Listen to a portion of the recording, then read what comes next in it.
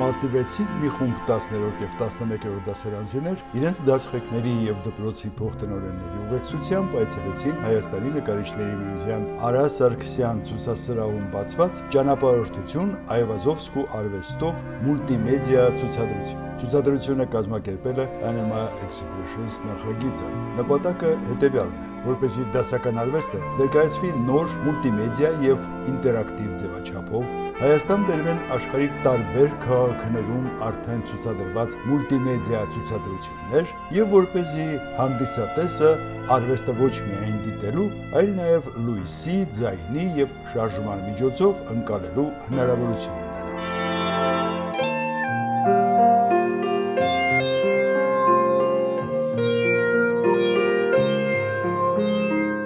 2025-ին նախագիծը նույն սրահում արդեն իսկ ներկայացրել էր Վինսենտ Վան Գոգ եւ Գուստավ Կլիմտ նկարիչների ստեղծագործությունները։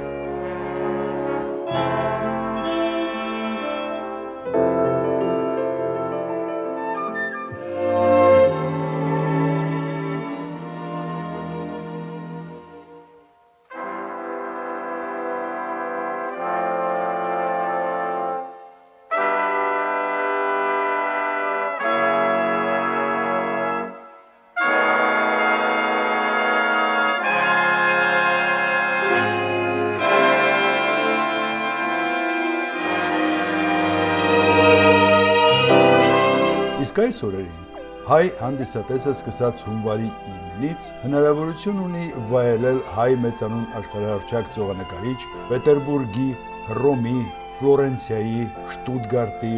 Ամստերդամի գեղարվեստի ակադեմիաների անդամ, ռուսական աշխարհագրական ընկերության անդամ, ռուսական կայսրության պատվավոր ծովակալ, Ռուսաստանի կայսրական ակադեմիայի անդամ Հովհաննես Այվազովսկու կամ Հովհաննես Այվազյանի ստեղծագործությունները։ Դիտեք կադրեր ցուցադրությունից, իսկ ես համառոտ ներկայացնեմ Հովհաննես Այվազովսկուն։ Ծնվել է 1817 թվականի հուլիսի 17-ին Ղրիմում, Թեոդոսիայում, հայ ընտանիքում։ Սովորել է Պետերբուրգի գեղարվեստի ակադեմիայում։ Նրա ուսման ծախսերը հոգացել է պետությունը։ Այվազովսկին ակադեմիան ավարտել է ոսկե մեդալով։ Երիտասարդ տարիքում նա արդեն ստացել է մեծ ճանաչում։ Նկարչի գլխավոր թեման ծովն ու ծովային ճակատամարտերն են։ Պատկերել է ռուսական նավատորմի հաղթանակները։ Նրա գործերը դարձել են 19-րդ դարի ծովային պատմության յուրահատուկ մատյան։ Նա կարողացել է արվեստում հավերժացնել ծովի գեղեցկությունն ու ուժը։ Այվազովսկին ճամփորդել է Եվրոպայում եւ Արևելքում։ Իր նկարները ցուցադրվել են աշխարհի տարբեր քաղաքներում։ Վարպետի նկարչական տաղանդն առաջին անգամ նկատել է Թեոդոսիայի ճարտարապետը, ով պատանուն հաճախակի էր թուղթ ու մատիտ նվիրում, քանի որ Այվազովսկին դրանց բացակայության պատճառով նկարում էր Թեոդոսիայի հայկական թաղամասի տների տանիքներին։ Այվազովսկին նաև բարերար էր։ Նրա միջոցներով Թեոդոսիայում կառուցվել են գեղարվեստի դպրոց, թանգարան, պատկերասրահ եւ համերգասրահ։ Օգնել է քաղաքի զարգացմանը, խրախուսել հայ համայնքի գործունեությունը։ Նրա աջակցությամբ Թեոդոսիայում անցկացվել է նաև ջրամատակարարման համակարգ, ինչպես նաև զգալիորեն ընդլայնվել է նավահանգիստը։ Այվազովսկու ժառանգությամբ հպարտանում է թե հայ եւ թե ռուս ժողովուրդը։ Նա թողել է ավելի քան 6000 նկար, իսկ կտավները ստեղծել է բացառիկ արագությամբ, ապավինելով լավ տեսողական հիշողությանը։ Այվազովսկու աշխատանքները ցուցադրվել եւ ներկայումս պահվում են Փարիզի Լուվրի թանգարանում, Սանկտ Պետերբուրգի Էրմիտաժի թանգարանում, Մոսկվայի ռուսական թանգարանում, Ֆլորենցիայի Ուֆիցի պատկերասրահում, Հայաստանի ազգային պատկերասրահում եւ այլուր։ Նրա շատ գործեր ցրված են աշխարհով մեկ անատական հավաքածուներում։ Հայաստանի ազգային պատկերասրահում պահվում է ծավալով ու գեղարվեստական արժեքով աշխարհում երկրորդ խոշորագույն հավաքածուն։ Հետաքրքիր մի փաստ։ Ամերիկայի Միացյալ Նահանգների նախագահ Ջոն Քենեդին Սառը պատերազմի տարիներին Սպիտակ տանը Նիկիտա Խրուշչովի հետ հանդիպման ժամանակ պատվիրել է սրահում, որտեղ տեղի էին ունենալու բանակցությունները, կախել Այվազովսկու կտավները։ Հռոմի պապը այնքան էր տպավորվել նրա քաոս աշխարհի արարումը կտավով, որ ցանկացել էր գնել այն, սակայն նկարիչը գումար չի վերցրել եւ պարզապես նվիրել է նկարը նրան։ Այսօր այդ նկարը պահպանվում է Սուրբ Ղազար կղզում։ Մշակույթի մեջ ունեցած իր ներդրման համար կայսրը նկարչին շնորհել է ծմա ազնվականության կոչում։ Համաշխարհային գեղանկարչության մեջ ունեցած իր մեծ ներդրման համար նկարիչը բազմաթիվ պարգևներ է ստացել տարբեր երկրներից՝ Ռուսաստանից, Թուրքիայից, Հունաստանից, Ֆրանսիայից։ Օսմանյան կայսրությունում հայկական բնակչության նկատմամբ իրականացվող հալածանքների մասին տխուր լուրերը ստանալուց հետո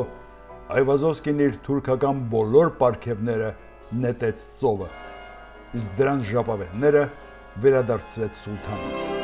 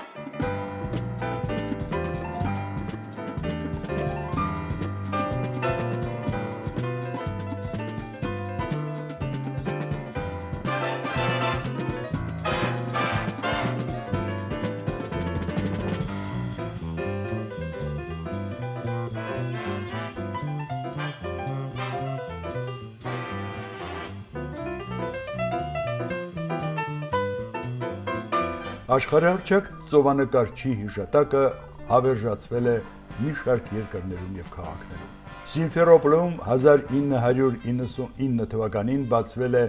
եղբայրներ Հովհաննես եւ Գաբրիել Այվազովսկիների հուշարձանը,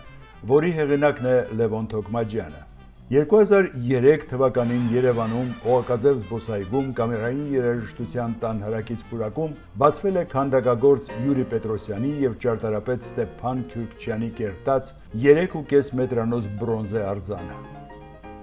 2007 թվականի սեպտեմբերի 5-ին Կրոնշտատում հետհեղափոխական եւ հետխորհրդային Ռուսաստանում բացվեց Այվազովսկու առաջին հուշարձանը։ Նկարչի կիսանդրին գտնվում է Մակարովի անվան նավամատույցում, այն ծովային ամրոցի մոտ, որը պաշտպանում է Սանկտ Պետերբուրգի ծովային մուտքերը։ Քանդակագործը Վլադիմիր Գորևոյին է։ 2019 թվականից Սիմֆերոպոլի միջազգային օդանավակայանը կրում է Հովհաննես Այվազովսկու անունը, իսկ շենքի դիմաց 2020 թվականին կանգնեցվել է քանդակագործ Միխայիլ Սերդյուկովի ծովանկարչի կիսանդրին։ 2021 թվականի դեկտեմբերի 1-ին Ստեփանակերտում ռուս խաղաղապահ առաքելության նախաձեռնությամբ Փարքի ծառուղի ծրագրի շրջանակում բացվեց ռուս քանդակագործ Սալավատ Շերբակովի հեղինակած արձանը, որը 2025 թվականին Ադրբեջանի կողմից դեմոնտաժվեց։ Դա այն դեպքում, որ Բաքվի արվեստի ազգային թանգարանում ցուցադրվում է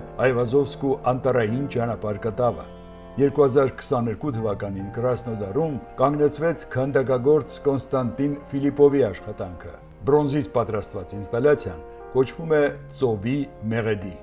Աշխարհի առնվազն 11 երկիր Այվազովսկու կամ նրա ծովանկարների պատկերներով փոստային նամականիշներ է թողարկել։ Թեոդոսիայում գործում է նկարչի անվան պատկերասրահը։ Նրա անունով կոչվում են փողոցներ, իսկ նրա շիրմաքարի վրա Թեոդոսիայի Սուրբ Սարգիս հայկական եկեղեցում փորագրված է. ծնվել է մահկանացու, թողել է իր հետևից անմահ հիշատակ։ Ահա այսպիսին է աշխարհահռչակ հայ ծովանկարիչ Հովհաննես Այվազովսկին։